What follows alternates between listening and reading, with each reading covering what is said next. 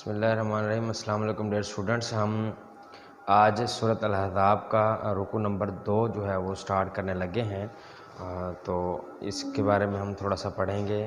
پہلی 3 یا 4 آیات کو ڈسکس کرنے کی کوشش کروں گا آپ کے ساتھ۔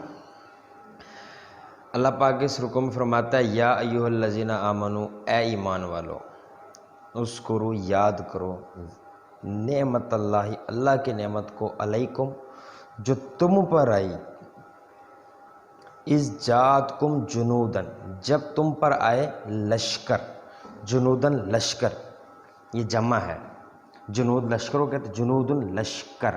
اب یہ جو لفظ جنودن ہے، یہاں پر جو لشکر ہے یہ کفار کے لشکر ہیں، یہ آپ نے یاد رکھنا ہے۔ اذ جاءتکم الجنود، جب تم پر لشکر آئے، فوجیں آئیں، یہ والا جو جنودن ہے یہ کفار کے لیے استعمال ہوگا، کفار کے لشکر۔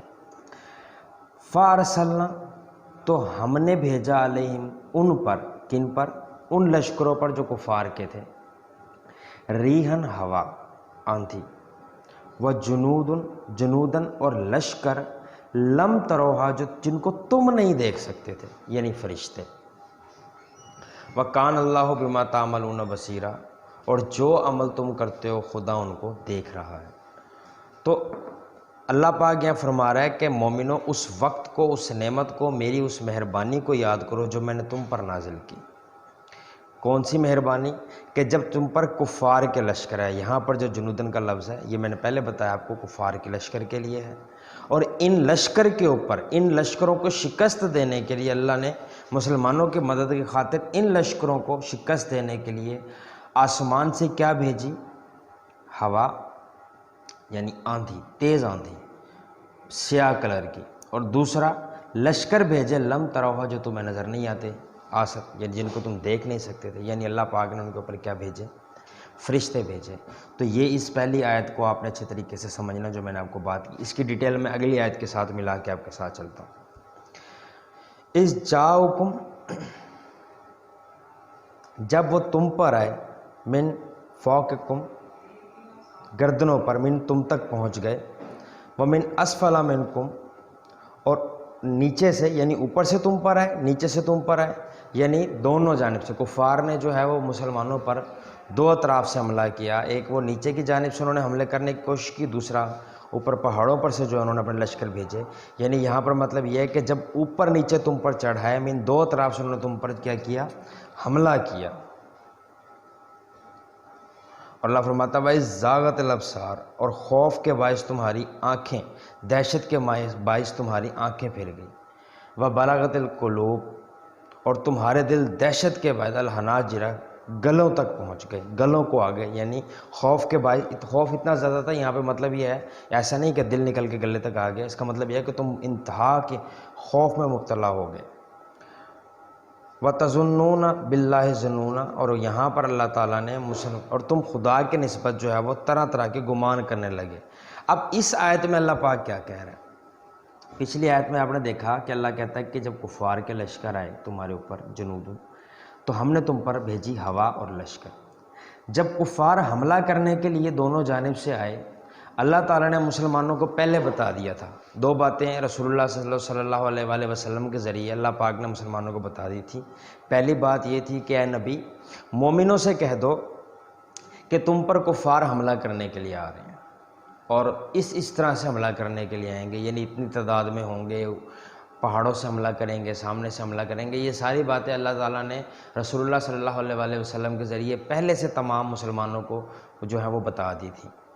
ساتھ یہ بھی بتا دیا تھا کہ جب یہ لشکر آئیں گے تو تم نے پریشان نہیں ہونا، ہم بھی تمہاری مدد کے لیے لشکر بھیجیں گے۔ اب 2 باتیں اللہ تعالیٰ نے مسلمانوں کو رسول اللہ صلی اللہ علیہ وآلہ وسلم کے ذریعے بتا دی۔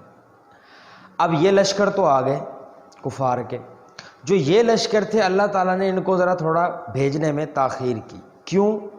مسلمانوں کے درمیان بہت سارے منافقین بھی تھے، یعنی وہ لوگ جو مسلمان ہوئے نہیں تھے، مسلمانوں کا لبادہ اوڑھ کر، مسلمانوں جیسا بن کر مسلمانوں میں شامل ہو گئے تھے مسلمانوں کو نقصان پہنچانے کے لیے۔ ظاہرہ منافقین جو ہوتے ہیں، چونکہ ان کا ایمان اتنا مضبوط نہیں ہوتا، اور جو مومن ہوتا ہے ان کا ایمان مضبوط ہوتا ہے، تو اللہ تعالیٰ نے اب جو منافقین ہوتے ہیں، رسول اللہ صلی اللہ علیہ وآلہ وسلم کو اللہ تعالیٰ اگر براہ راست بتا بھی دیں کہ یہ بتایا ہو کہ یہ لوگ تمہارے ساتھ منافق ہیں، تو وہ منافقین اس حد تک مسلمانوں کے ساتھ گھل مل کر تھے، عبادت کرتے تھے، نماز پڑھتے تھے، روزے رکھتے تھے، زکوٰۃ دیتے تھے، سارا کچھ کرتے تھے کہ دوسرے لوگوں کے لیے وہ سمجھ لو کہ ایک مثال بن گئے تھے۔ اصل میں وہ منافق تھے۔ اگر کھل کر کہہ دیا جاتا کہ یہ منافق ہیں تو ایک یہ چیز آسان نہیں تھی، اس کو ثابت کرنا آسان نہیں تھا۔ اللہ پاک نے ایک تدبیر کی کہ ایسے موقع پر میں ان کو آزماؤں، جو منافقین ہیں ان کا ایمان کمزور ہے وہ کھل کر سامنے آ جائیں گے، جو مومن ہیں وہ بھی کھل کر سامنے آ جائیں گے۔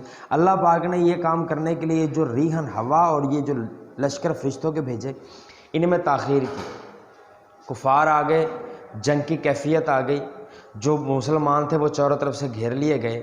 مسلمان اب اس انتظار میں تھے کہ اللہ نے اپنا پہلا وعدہ پورا کیا، یعنی جو بات اللہ نے بتائی کفار کے لشکر آئیں گے وہ آ گئے، اب اللہ دوسرا وعدہ پورا کرے گا۔ جبکہ منافقین جو تھے وہ آہستہ آہستہ دل میں ہنستے ہنستے ان کی باتیں ان کی زبان پر آنا شروع ہو گئی کہ دیکھیں اللہ تعالیٰ نے وعدہ کیا تھا کہ میں آسمان سے ہوا بھیجوں گا اور لشکر بھیجوں گا، وہ ابھی تک نہیں آئے۔ کچھ دیر تک تو انہوں نے انتظار کیا، لیکن جب صورتحال بہت زیادہ خراب ہوئی تو وہ رسول اللہ صلی اللہ علیہ وآلہ وسلم کے سامنے کھل کر آ گئے اور طرح طرح کی باتیں اور گمان کرنے لگے اللہ سے متعلق کہ اللہ نے جو رسول اللہ صلی اللہ علیہ وسلم نے جھوٹ بولا، نعوذ باللہ من ذالک، یا رسول اللہ صلی اللہ علیہ وسلم نے غلط بیانی کی، نہ کوئی لشکر آیا نہ کوئی لشکر آئے گا۔